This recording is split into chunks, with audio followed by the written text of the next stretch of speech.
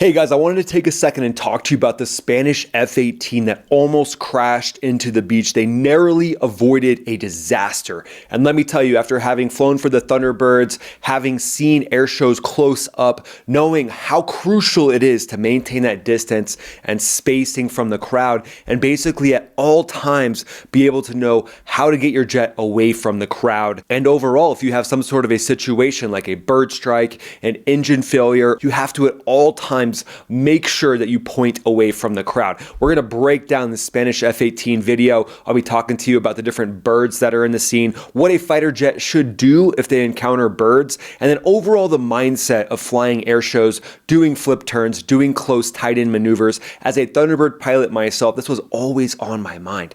And then in addition to that, you got to think about the everyday emergencies that could happen in a fighter jet. Like you lose an engine, you have some sort of a compressor stall. Now you have to know how to get that jet safely away from the crowd, away from the show line, and then eject and steer that jet before you eject into a place where it's not going to do any damage. Having flown hundreds of air shows, for me, I was always cognizant of where the housing developments were, where the apartment complexes were, where the heavily populated areas were around the air show. And something that air shows do are the buildings that are right near that air show themselves. There's a bubble. Usually it's within about a mile of the airfield. They have to be evacuated. So no one can be working on those weekends. No one can be in a factory that could likely be hit by a jet if the unthinkable were to happen. So there's a lot of mitigations that happen, but obviously at a beach air show, there's tons of beach air shows, and let me tell you, they are incredible. I love flying in those things. But the beach air show provides a unique situation where you can't tell people that you can't be on the beach. I mean, I guess you could, but that just wouldn't be any fun. And so here's that first image of that F-18 making its low pass. You can see it's coming directly towards the camera. You got that massive hill full of people. They're coming in low. They're about 100 feet over the hill. No big deal. Must be nice. It'd be fun. It'd be a really fun air show to fly. And then right here, he's going relatively slow, and you see birds coming into the frame. And then as he makes his turn to the right, he just over-rotates to the right very violently, and then narrowly recovers. So I want to step back and I want to go through that a little bit slower. So you can see there was a bird that flew into the frame, and then there's a few different birds that are dodging the jet. They're actually tucking their wings and diving from what it looks like to me. And that is a natural response from a bird. But here are my thoughts. So if this pilot was very concerned about the birds, they wouldn't have made a turn right here. They would have just started climbing up, because likely as this turn is about to happen, so as the pilot's about to make that right-hand turn, you're looking at the right side of your canopy, and you can clearly see, okay, looks like some birds over here. I'm just going to pop it up about 50 to 100 feet as I make it over this heavily bird populated area, and then I'll continue my maneuver, because ultimately he's just going to do a left-hand turn away from the crowd. So let's see how this progresses here.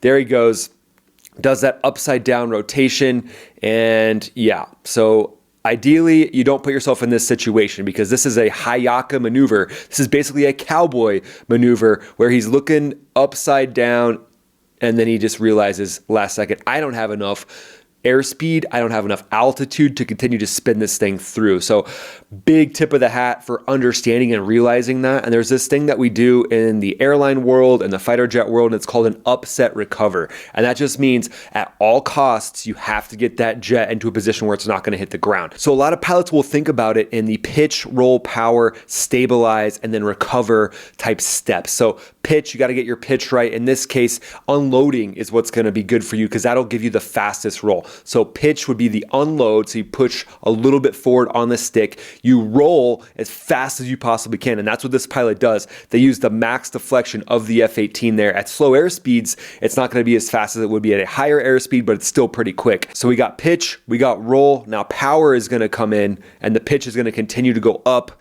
and then stabilize. Stabilize means you're climbing away from the ground, and then you call recovered once you're actually really moving away from the ground. But as you can see there in this situation, it is about a 50-foot, maybe a little bit less, 40-foot bottom out for this F-18 as they then continue around the circle there. And that is just a wild situation. You never want to find yourself in that situation. But let's step back quickly to that moment where he goes upside down. So to me right here, dodging a bird doesn't make any sense, because like I said, you would just go up. You wouldn't go down. One of the rules of aviation is you never never dodge a bird down while you're close to the ground.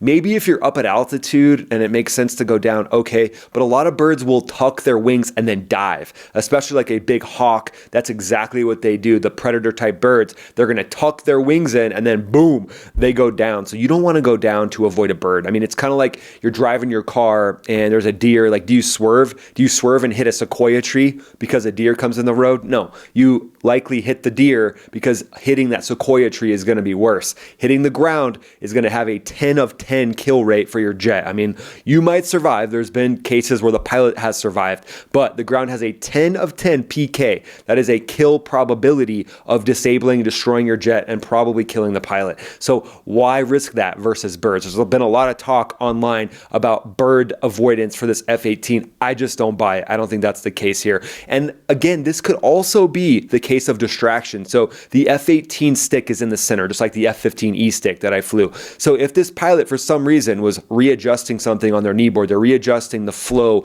of their different show sequence. This is something that we would do on the Thunderbirds. We would get a little bit of space once we were out behind the line where no one could see us if we needed to adjust the different flip pack that we had on our knee. And that flip pack shows you different parameters. It shows you the show layout. It shows you certain operations and flows that you're going to do to make the most of the show. So if he was somehow readjusting that, because this is just a very violent turn towards the right there to get him inverted, and this is going to be jaw dropping. This isn't going to be a very controllable maneuver. So there's pandemonium happening inside the cockpit of this F-18 driver right now. Again, whatever they're doing, it looks to me like it was almost on accident, but again, it could be a flip turn as well. But let's go down the accident trail just a little bit more. So if you over rotate like that, you're looking outside, you're looking down at your knee pack, you bump the stick and you flip the jet like that. The reaction that this pilot does is precise and it is on point. So tip of the hat for that. Now, this pilot could also have been doing a flip turn maneuver, okay? So if at this moment right here, he's doing a flip turn maneuver,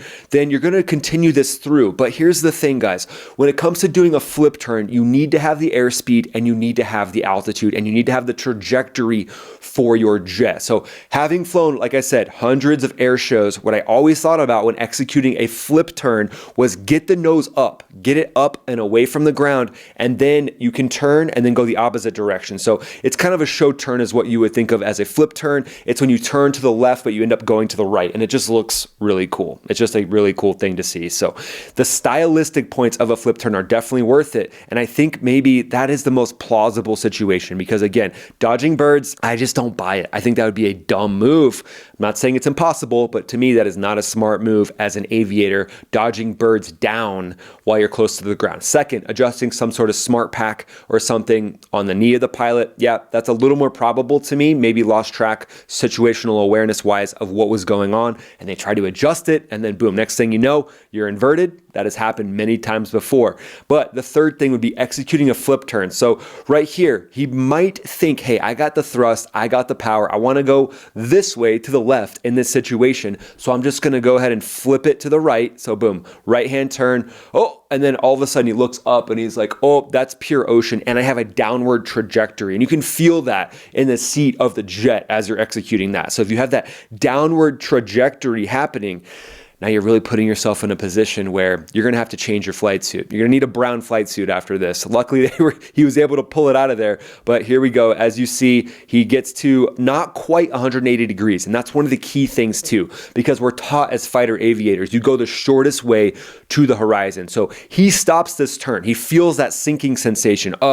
We don't have the energy. This thing's not going to gain altitude upside down. What do I do in this situation? So great call to go back the way he came. Again, if this was a continued rotation to go around, I think there's a high probability that it smacks the deck because that extra rotation, you're losing lift during that whole thing. So that's why when you see jets do slow rolls, because they're going to lose altitude, they're going to pitch the nose up first and then execute a slow roll. So in this case, if he continued around with that jet not providing any lift at slow airspeed, he's going to lose even more. And in this case, 40 feet goes away like that. 40 feet goes away in a quarter of a second and you're done. So the fact that he goes back the right direction, same direction, and then he dishes it out. And here's also what I like.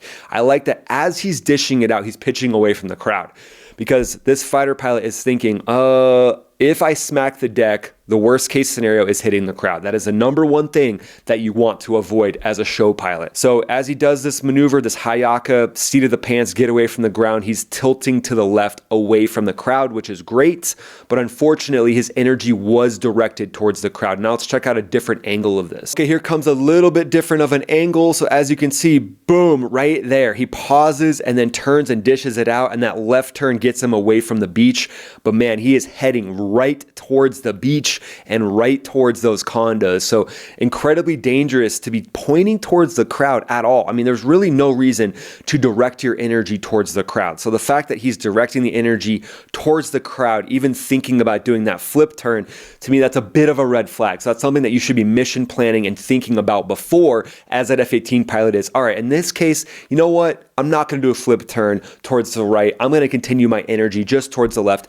Yeah, it might not look as cool, but you can make a really tight, really sweet, aggressive turn, maybe like a 90-degree turn, and then you pitch up. And hey, you could even get really close to the ocean if your energy is pointed away from the crowd. And that's one of the things we would think of as air show pilots is as you're doing these maneuvers, you have to have your energy directed away from the crowd. That's actually the reason why at Thunderbird air shows, you have a show center and then you have a BB point or a bomb burst point, because at that bomb burst point, there is energy going towards every single direction. You can't avoid it. So you don't want that happening directly over show center where the mass of the crowd is. That's why we set it off to the side and you mark it with buses or, you know, big objects, big bulldozers or something like that. And you put it off to the side. And that way, when that energy is coming in, as those four jets are driving right towards each other, if God forbid the worst were to happen and there was to be contact between one of the jets, the directed energy of that hit isn't going to go directly into the crowd. So the fact that this F-18 pilot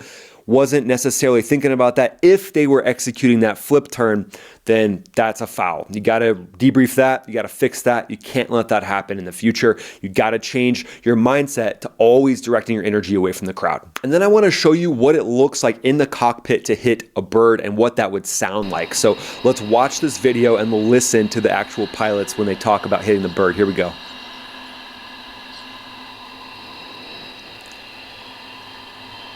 Just hanging out. Oh! Oh!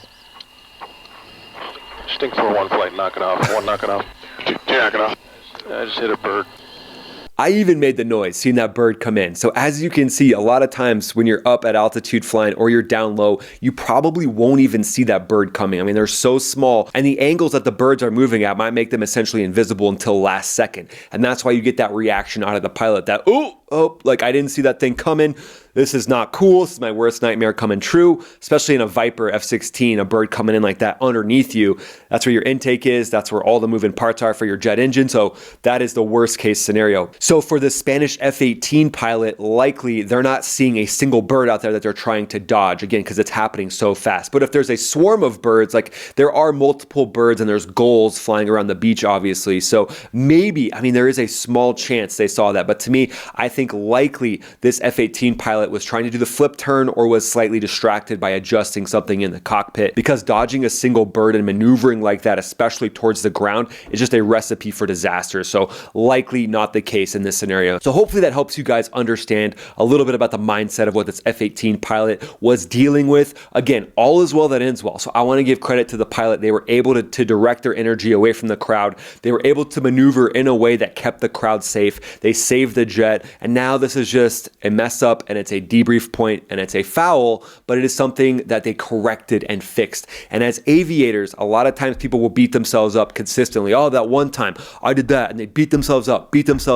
But here's the deal, guys. With a lot of things in life, it comes down to not beating yourself up, learning and recovering from mistakes in situations like this, and then not doing it again. And then being able to teach other people and being honest about how this actually happened. So I have no doubts as this investigation comes out, this F-18 pilot will speak up about how it happened, how they can fix it, and they'll make their bros and their sisters, their fellow fighter aviators better because of the honesty that'll come out of these F-18 pilots. And that's just what I saw in fighter military aviation. The honesty you have when you debrief yourself and you learn how to fix situations like this separates you from the rest of the crowd. So thanks for watching, guys. Appreciate you checking out this video. The best compliment you can give me if you enjoyed this video is just watch this video right here. I think you'll enjoy it. It's teed up specifically for you, and it helps the channel out a ton if you watch this video right here. So thanks so much for checking out this video right here. This is Ryan, also known as Max Afterburner, also known as the fighter pilot next door, signing off.